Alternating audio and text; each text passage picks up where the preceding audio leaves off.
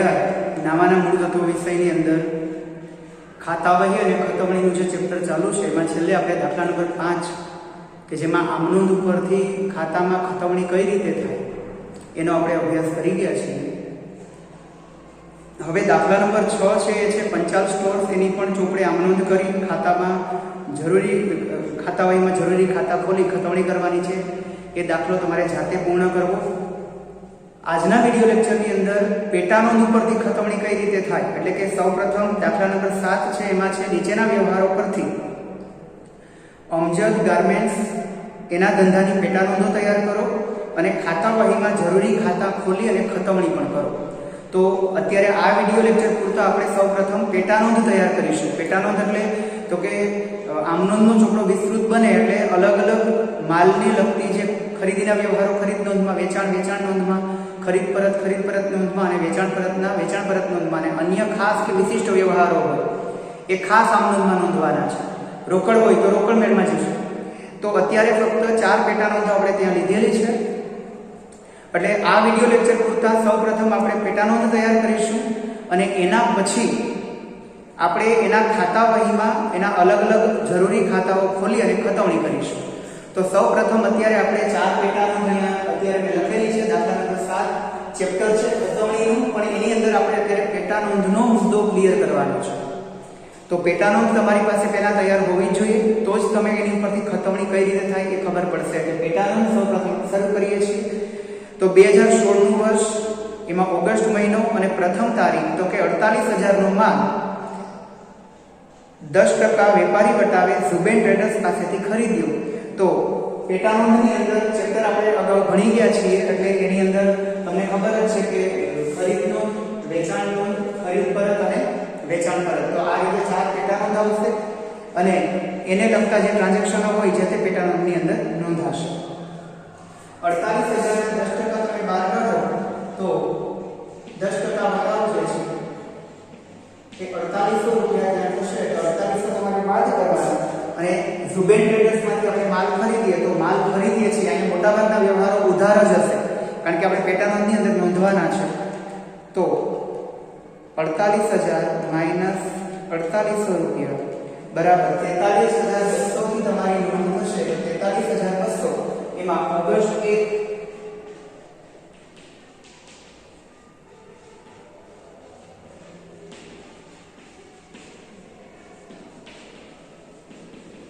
ઝુબેન traders ખાતે આવક ભરતિયા number આપેલો નથી.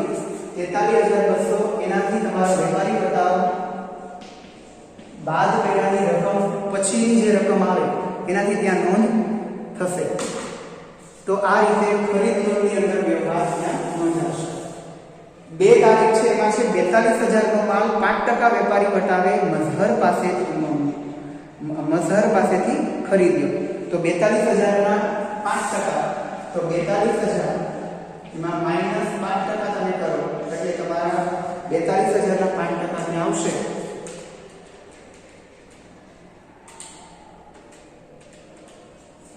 2100 રૂપિયા. 2100 રૂપિયા ત્યાં વટાવવા કરીએ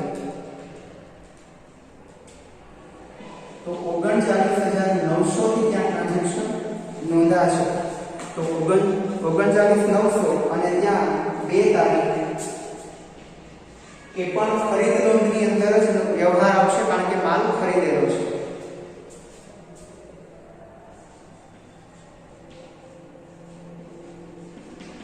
મહઝર ખાતે અને ત્યાં 39,900. એના પછી છે 3 તારીખ તો કે મહેશ સ્ટોર્સ પાસેથી 20,000 નો માલ 5% વેપારી વટાવે ખરીદ્યો. 20,500 તો ત્યાં 1,000 રૂપિયા વટાવ થશે.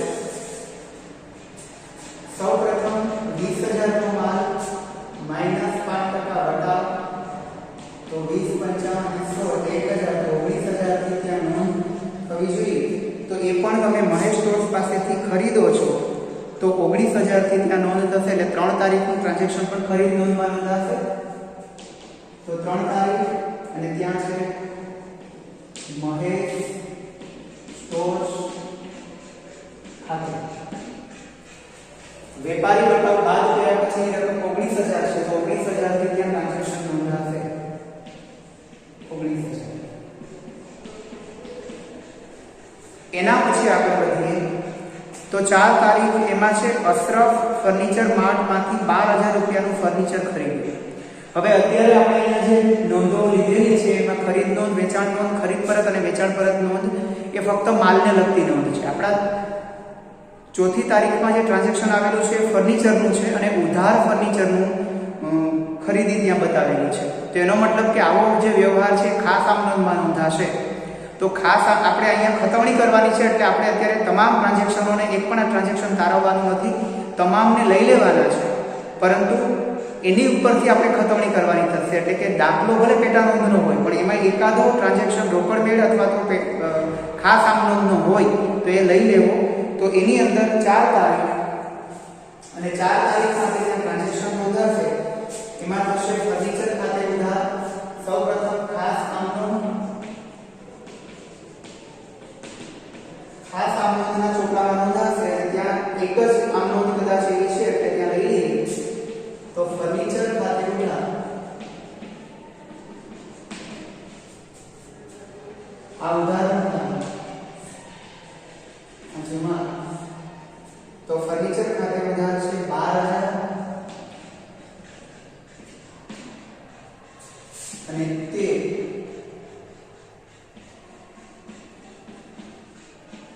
અશરફ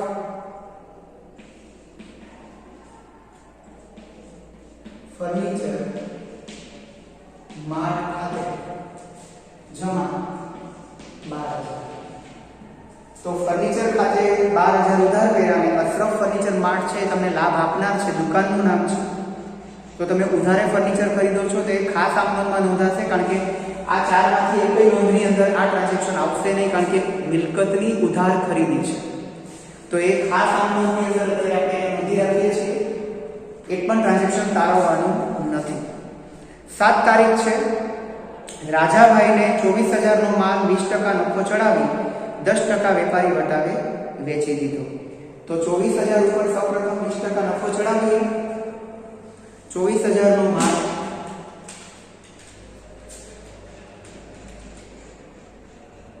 20% એટલે 4800 થાય. ત્યાં 24000 આ મૂળ કિંમત, એમાં 4800 રૂપિયા તમે ચડાવો એટલે નફો પ્લસ 24000 બરાબર 28800 તમારી હવે ત્યાં વેચાણ કિંમત નક્કી થઈ અને એની ઉપર તમારે 10% વેપારી વટાવ ગણવાનો છે.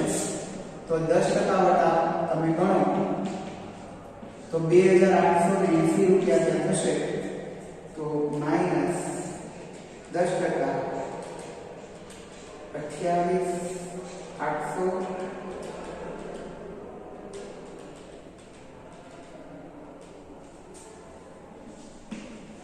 પછી 920 એ રકમથી તમારું ટ્રાન્ઝેક્શન છે એ ત્યાં નોંધાશે. તો 25920 વેપારી વટાવ બાદ કર્યા પછીની રકમ તમારે છે એ નોંધવાની છે. આ વેપારી વટાવ છે બાદ કરી દેવાનો છે. ટ્રાન્ઝેક્શન છે તો કે રાજાભાઈને 24000 નો માલ 20% નફો ચડાવવાનો પહેલા અને પછી એમાં 10% વેપારી વટાવ બાદ કરીને તમે વેચી દીધો એટલે વેચાણ નોંધમાં આવશે. તો ત્યાં 2016 નું વર્ષ, તારીખ આવશે ઓગસ્ટ 7 અને અહીંયા આવશે રાજાભાઈ ખાતે. ત્યાં જાવક ભરતિયા નંબર કે કંઈ આપેલું નથી તો કંઈ આવશે નહીં અને રકમના ખાનાની અંદર આવશે 25920.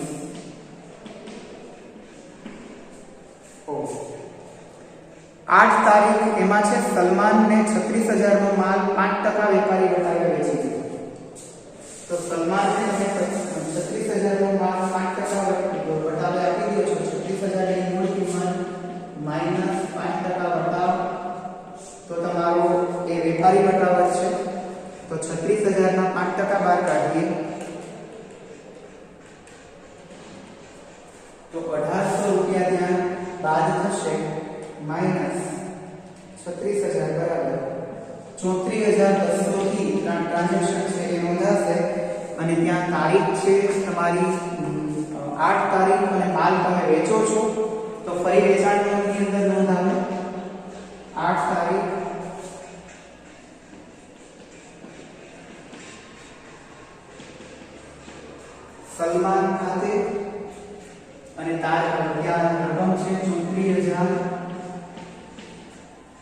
200. એના પછી છે દિનેશભાઈને 4000 નો માલ પરત કર્યો.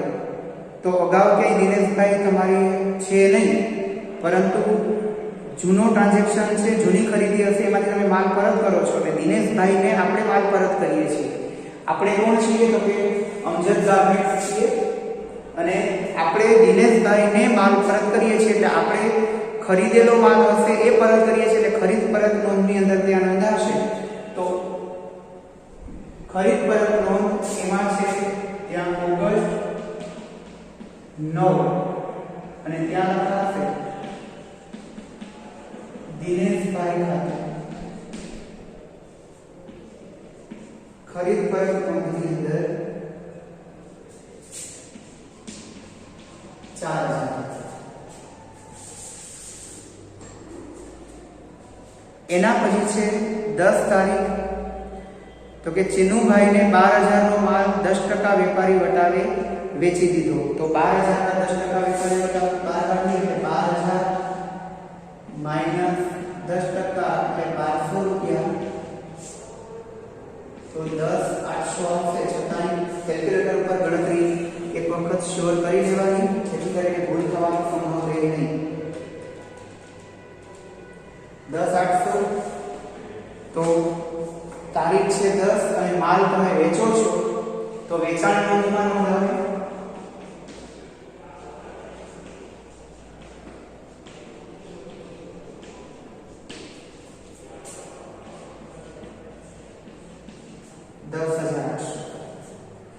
એના પછી છે 14 તારીખ. તો કે રાજાભાઈએ 6200 નો માલ પાછો મોકલ્યો. હવે રાજાભાઈને તમે શું કર્યું હતું? તો આને ખબર પડે કે આ માલ ખરીદેલો છે કે વેચેલો, માલ વેચેલો છે. તો એનો મતલબ કે રાજાભાઈ તમને પાછો માલ આપે તો એ વેચાણ પરત ગણાય. અહીંયા તમે વેચાણ નોંધમાં લખેલું એનો મતલબ માલ વેચેલો છે. એમ ખબર ન પડે તો મૂળ ટ્રાન્ઝેક્શનમાં જોઈ જવું. તો રાજાભાઈને આપણે માલ 7 તારીખે વેચેલો હતો, 14 તારીખે એ પરત કરે છે. તો વેચાણ પરત, તો વેચાણ પરત નોંધની અંદર નોંધ આવશે ઓગસ્ટ એ છે 14 અને અહીંયા લખાશે રાજાભાઈ ખાતે. માલ છે 6200 નો, તો 6200 રકમના ખાનામાં આવશે. 15 તારીખ છે. એમાં છે સલીમને 3500 નો માલ પરત કર્યો. એટલે સલીમને આપણે પરત કરીએ છીએ. એનો મતલબ કે સલીમ પાસેથી ભૂતકાળમાં આપણે માલ ખરીદેલો છે. હવે સલીમને તમે પરત કરો એટલે ખરીદ પરત ગણાય. તો 15 તારીખ અને ત્યાં ખરીદ પરત નોંધની અંદર સલીમને તમે પરત કરો તો અહીંયા લખાશે સલીમ ખાતે અને રકમ છે ત્યાં 3500. એના પછી 16 તારીખ છે. એમાં છે મિતુલે 1600 નો માલ પાછો મોકલ્યો.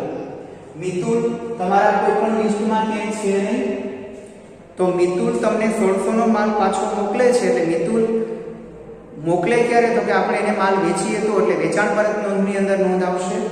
તો અહીંયા 16 તારીખ વેચાણ પરત નોંધ અને એની અંદર ઓગસ્ટ 16 એમાં લખાશે મિતુલ ખાતે. ત્યાં 1600 રૂપિયા.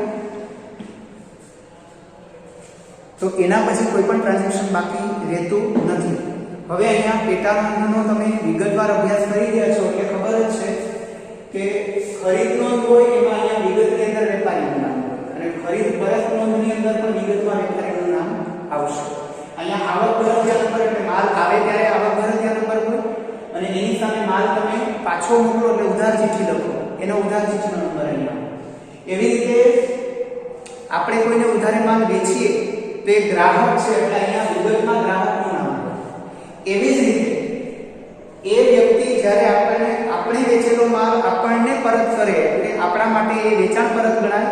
તો એ પણ ગ્રાહક, જે ગ્રાહકને તમે માલ વેચો છો એ વ્યક્તિ જ તમને માલ પરત આપશે. એટલે કે અહીંયા બંનેમાં વેપારીનું નામ આવશે. ખરીદ અને ખરીદ પરતમાં વેપારીનું નામ આવે, વેચાણ અને વેચાણ પરત નોંધની અંદર ગ્રાહકનું નામ આવશે વિગતમાં. તો આ વસ્તુ ખાસ ધ્યાનમાં લેવી.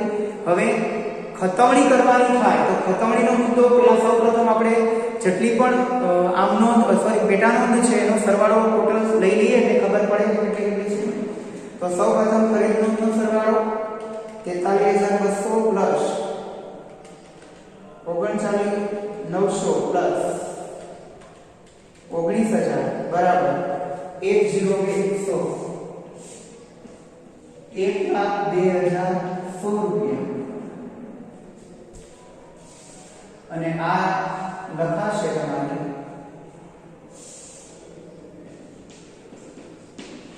કુલ ઉધાર ખરીદી.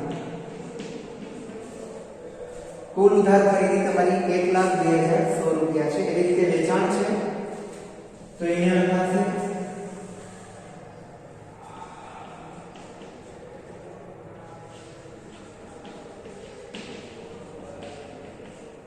કુલ ઉધાર વેચાણ એ છે 25,920 પ્લસ 34,200 પ્લસ 10,800 બરાબર 70,920 રૂપિયા. એના પછી કુલ ખરીદ પરત એ તમારું થશે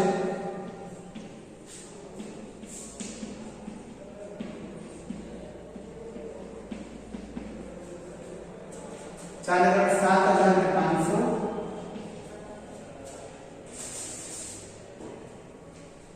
અને આ છે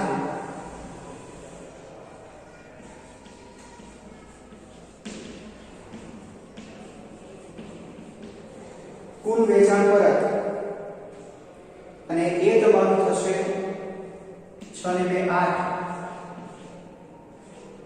અને 6 ને 7,800 રૂપિયા. તો આ રીતે તમારે કુલ પેટા નોંધ છે એના સરવાળા એટલે આ રીતે મૂકી અને ત્યાં પેટા નોંધનો દાખલો આપણે પૂર્ણ કરીએ છીએ. હવે ત્યાંથી માનો કે ખતવણીનો મુદ્દો આગળ લઈ જવાનો થાય છે તો ખતવણીની અંદર પણ તમારે પાછું મૂળ આમનોંધ ઉપર જ આવવું પડે. તો આની ઉપરથી જો ખતવણી શીખવાની થાય તો ખતવણી કઈ રીતે થશે તો કે સૌપ્રથમ ખરીદ નોંધ માટે મુદ્દો લઈએ તો કે ખરીદી કરીએ ત્યારે કોઈ પણ વ્યક્તિ પાસેથી ઉધારે ખરીદી કરીએ ત્યારે આમનોંધ શું કરીએ છીએ આપણે તો કે ખરીદ ખાતે ઉધાર ખરીદ ખાતે ઉધાર તે જે તે વેપારી ખાતે જમા. તો ખરીદ નોંધ ઉપરથી ખતવણી આ રીતે થશે કે એમાં તમારે આમનોંધનો જે કન્સેપ્ટ છે એ જ તમારે એપ્લાય કરવાનો રહેશે. કારણ કે આમનોંધની જે ખતવણી છે તમારી ઉધાર ખરીદી છે તો ઉધાર ખરીદી ઉપરથી જ તમારે પહેલા આમનોંધ બનાવવાની અને એ ઉપરથી જ ખતવણી થશે. તો ઉધાર ખરીદી કરો ત્યારે તમારી આમનોંધ થાય ખરીદ ખાતે ઉધાર તે છે તે વેપારી ખાતે જમા. તો આની અંદર તમારે 3 વ્યક્તિના ખાતા બનાવવાના અને એક ખરીદ ખાતું બનાવવાનું. કુલ ઉધાર ખરીદી ખરીદ ખાતું એટલે કુલ 4 ખાતા બનશે. તો એમાં ખરીદ ખાતે કે આખી રકમ ઉધાર કરવાની અને એની સામે આ ત્રણેય વ્યક્તિ જે વેપારી જે છે એ ત્રણેય વ્યક્તિના ખાતા ત્યાં જમા થશે. આ અલગ અલગ રકમ. એવી રીતે વેચાણ નોંધ માટે ખતવણી કઈ રીતે થશે તો માલનું જ્યારે ઉધારે વેચાણ કરીએ ત્યારે આમનોંધ શું થાય? માલનું ઉધારે વેચાણ કરીએ તો આમનોંધ થશે જે તે ગ્રાહક ખાતે ઉધાર તે વેચાણ ખાતે છે.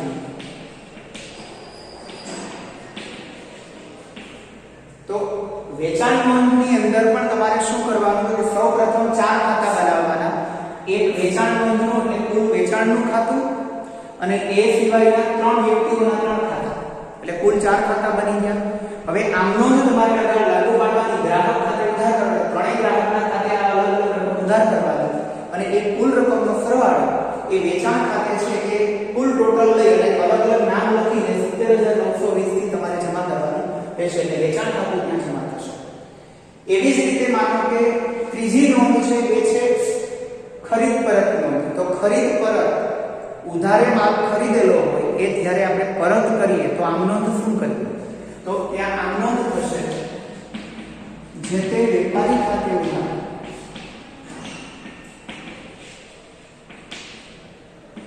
તે ખરીદ માલ પરત ખાતે જમા. અહીંયા સમજવા જેવું છે કે ખરીદી કરો ત્યારે ધંધામાં માલ આવે છે, માલ આવે તો ઉધાર થાય, તેની સામે અહીંયા વેપારી લાભ આપનાર બનતો હતો એટલે એનું ખાતું અહીંયા જમા થતું. હવે તમે એ ઉધારે ખરીદેલો માલ બાય ફોલ્ટ બાય મિસ્ટેક કંઈક નુકસાની વાળો છે એટલે આપણે એ ખરીદેલો માલ પરત કરીએ છીએ. તો આમનો શું કરીએ ત્યાં તો કે હવે વેપારી છે એ લાભ લેનાર બને છે, કારણ કે આપણે વેપારીને રૂપિયા હજી ચૂકવા નથી. તમે એને માલ આપી દો છો, ઉધારે ખરીદેલો જે અહીંયા માલ છે એ જ આપણે એને પાછો આપીએ છીએ. તો એવે વખતે વેપારી હોય વેપારી છે લાભ લેનાર બને એનું ખાતું ત્યાં ઉધાર થાય. પહેલી આમનો અને પહેલા ખરીદી કરો ત્યારે જમા હોય એ હવે ઉધાર થશે. એવી રીતે ધંધામાંથી માલ જાય છે એટલે કે ખરીદેલો માલ જાય તો એના માટે ખરીદ પરત ખાતું તમારે ત્યાં ખોલવું પડે એટલે ખરીદ પરત ખાતું ત્યાં જમા થશે. તો ત્રીજી જે તમારી જે પેટા નોંધ છે એની ઉપરથી ખતમણી કરવી તો આ પ્રકારે આ નોંધ પહેલા બનાવવાની અને એની ઉપરથી એની ખતમણી થશે એટલે કે આ બે વ્યક્તિઓના ખાતા ઉધાર કરવાના અને એની સામે ખરીદ પરત નોંધનું ખાતું કુલ 7500 થી તમારે જમા કરવાનું રહેશે. ચોથી નોંધ જે છે એ છે વેચાણ પરત નોંધ. તો ઉધારે વેચેલો માલ જ્યારે આપણે કોઈ વ્યક્તિ આપણને પરત કરે, આપણે કોઈને પહેલા ઉધારે વેચેલો એટલે કોણ તો કે ગ્રાહકને વેચેલો છે, એ જ ગ્રાહક તમને પાછો માલ પરત કરે છે તો આમ નોંધ શું થાય તો કે માલ ધંધામાં આવે પણ ખરીદીથી નથી આવતો, વેચેલો માલ પરત આવે એટલે વેચાણ પરત ખાતું ત્યાં ઉધાર થશે. તો કે વેચાણ માલ પરત ખાતે ઉધાર તે જે તે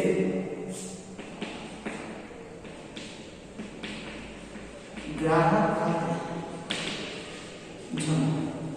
એને સમજવા માટે તમારે આમનોંધ નંબર 2 ઉપર જવું પડે. તો કે આમનોંધ નંબર 2 જે હતી એટલે વેચાણ નોંધ હતી એમાં શું થયું તો કે સૌપ્રથમ તમે ઉધારે માલ કોઈને આપતા હતા તો ઉધારે માલ તમે કોઈને આપો છો તો ત્યારે આમનોંધ શું કરો તો કે ગ્રાહકનું ખાતું ઉધાર કરીએ અને વેચાણ એટલે ધંધામાંથી માલ જાય એટલે માલનું ખાતું જમા કરીએ. હવે શું થાય છે તો કે જે વ્યક્તિ લાભ લઈને ગયો છે ગ્રાહક એ જ એ માલ તમને પાછો આપી દે છે એટલે કે હવે એ લાભ આપનાર બને છે. પહેલા લાભ લેનાર હતો હવે લાભ આપનાર બને છે. ઉધારે ખરીદેલો માલ જ પાછો તમને પરત કરી દે છે. તો એમાં શું થાય તો કે ધંધામાં માલ આવે એટલે કયું ખાતું તો કે વેચેલો માલ પરત આવે તો વેચાણ માલ પરત ખાતે ઉધાર કરવું અને એ જે તે ગ્રાહક ખાતે જમા કરવાનું થશે. એટલે કે અહીંયા જે આ ચારે ચાર પેટા નોંધ છે એની ખતમણીની અંદર એક જ મુદ્દો તમારે સમજવાનો છે કે પેટા નોંધનો પ્રોપર કોઈ એનો અલગ નિયમ નથી. તમારે એની આમનોંધ તમને આવડે ટ્રાન્ઝેક્શનની તો એની ઉપરથી જ તમારે આમનોંધના નિયમ પ્રમાણે જ ખતમણી કરવાની થશે. તો અહીંયા પણ આપણે શું કરવાનું તો કે એક વેચાણ પરત ખાતું ખોલવાનું અને એની અંદર એની સાથે બે ગ્રાહકોના ખાતા ખોલવાના. હવે આ બંને ગ્રાહકોના ખાતા તો કે ત્યાં જમા થશે બંને ગ્રાહકોના ખાતે અને વેચાણ માલ પરતનું ખાતું ત્યાં કુલ રકમથી ઉધાર થશે. તો આ રીતે આખો દાખલો છે એ ખાતાવહી અને ખતમણીનો ગણાશે. તો સૌ આ જેટલી પણ પેટા નોંધ છે એ બધાનું એક એક ખાતું અને એ સિવાય જેટલી વ્યક્તિઓ અહીંયા બોર્ડ ઉપર રહેલી છે એ બધાનું પણ એક એક ખાતું બનાવવામાં આવશે અને એ સિવાય ખાસ આ નોંધ જે છે એનું પણ પોતપોતાનું જે ઉધાર કે જમા થયું છે તે પ્રમાણે એનું પણ ખાતું બનાવવું પડશે. એટલે કુલ જેટલા ખાતાઓ બનશે એ પ્રમાણે આખી ખતમણીનો દાખલો ત્યાં પૂર્ણ થશે. તો એ આના પછીના વિડિયો લેક્ચરની અંદર કે આપણે શરૂઆત કરીશું. આજના વિડિયો લેક્ચરની અંદર હોમવર્કની અંદર તમારે દાખલા નંબર 6 જે અગાઉના વિડિયો લેક્ચરમાં આપણે આમનોંધ ઉપરથી ખતમણી ભણી ગયા છીએ એવી જ આમનોંધ ઉપરથી ખતમણી એ દાખલા નંબર 6 સ્વાધ્યાયમાં તમને આપેલો છે 244 પેજ ઉપર એ તમારે હોમવર્કમાં કરવાનો રહેશે.